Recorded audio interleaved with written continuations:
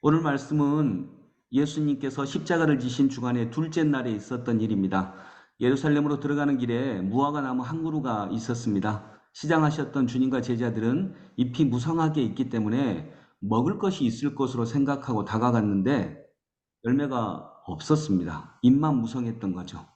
그러자 주님은 그 무화과 나무를 저주하십니다. 영원토록 열매를 맺지 못할 것이라고 저주하십니다.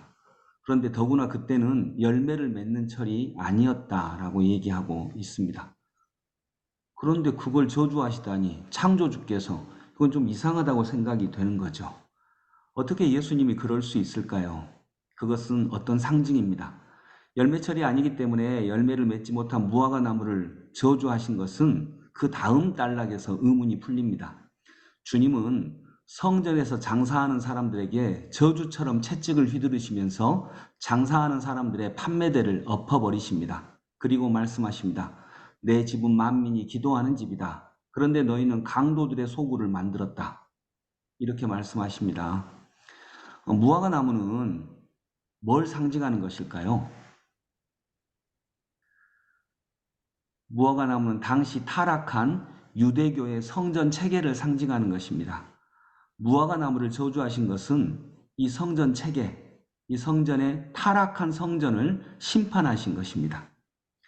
그리고 세 번째 단락은 셋째 날 아침에 다시 예루살렘으로 들어가시는데 주님의 말씀처럼 무화과 나무가 말라버린 일을 얘기하고 계십니다. 그처럼 주님으로 인해 타락한 성전은 심판 아래 놓이게 된 것입니다. 그리고 그 다음에 조금은 흐름에 맞지 않는 말씀이 나옵니다. 성전 심판, 성전의 저주를 말씀하신 장면 다음에 기도에 대한 이야기가 나옵니다. 기도에 대한 말씀이 나옵니다. 누구든지 이 산더러 번쩍 들려서 바다에 빠지라라고 말하고 의심하지 않고 말한 대로 될 것을 믿으면 그대로 이루어질 것이다 하십니다. 관련이 없는 말씀이 갑자기 나왔다고 여길 수 있지만 성전의 주 기능이 말씀하신 대로 만민이 기도하는 집이다라고 하는 것을 상기하면 이해가 됩니다. 성전에서 기도를 드려야만 한다는 것을 누구든지 어디서든지 믿음으로 기도하면 이루어진다는 것으로 바꾸신 것입니다. 즉 성전에서 드리는 기도보다 이제 타락한 성전에서 드리는 기도보다 믿음으로 드리는 기도가 더 본질이라는 것입니다. 그래서 거기 나오는 누구든지 이 산을 들어서 할 때 이 산은 어떤 산을 얘기할까요?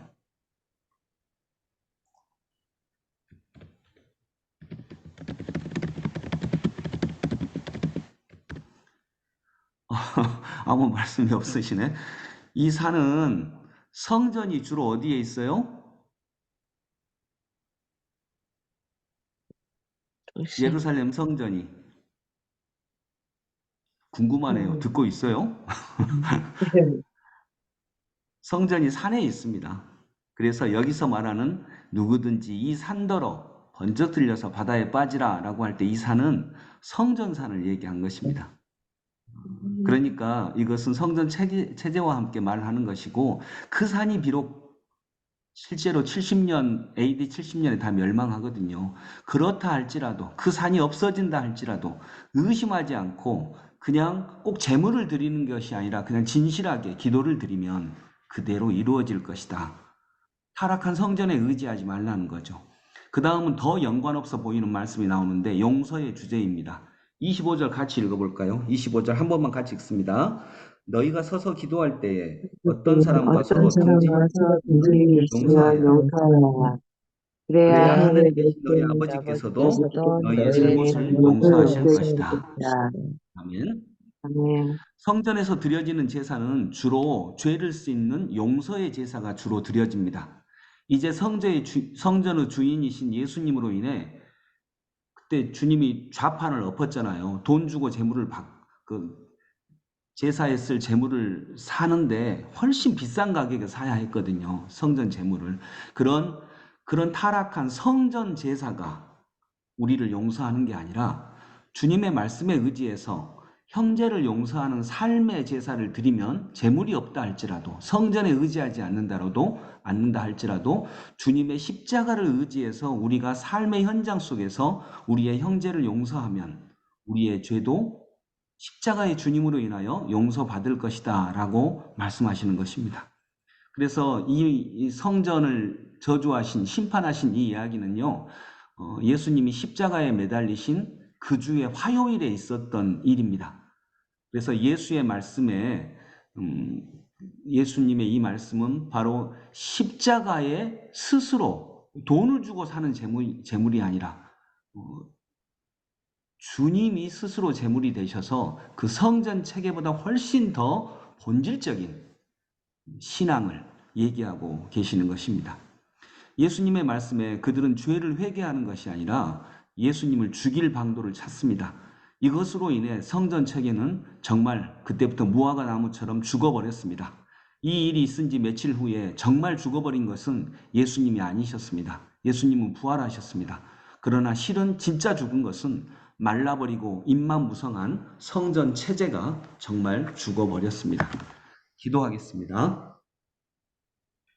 하나님 아버지, 예수님은 무화과 나무 이야기를 통해서 성전의 이야기를 우리에게 들려주고 계십니다. 타락한 성전은 잎만 무성하지 실제 아무런 열매가 없습니다. 그리고 그 성전 안에서 비둘기나 소나 양이나 이렇게 제물을 사가지고 드리는 용서의 제사 대신에 예수 그리스도의 믿음으로, 주님을 믿는 그 믿음으로 우리가 형제를 용서하고 믿음으로 기도하는 이 삶의 기도와 삶의 제사를 통해 성전 제사와 성전 기도를 대치하십니다. 이때부터 진짜 성전은 예수님이십니다. 오늘도 우리가 예수님을 진짜 성전으로 알고 주님께 기도하고 주의 말씀에 의지하여 삶의 예배와 삶의 제사를 드리는 성도들이 되게 하여 주옵소서. 예수님 이름으로 기도드립니다. 아멘.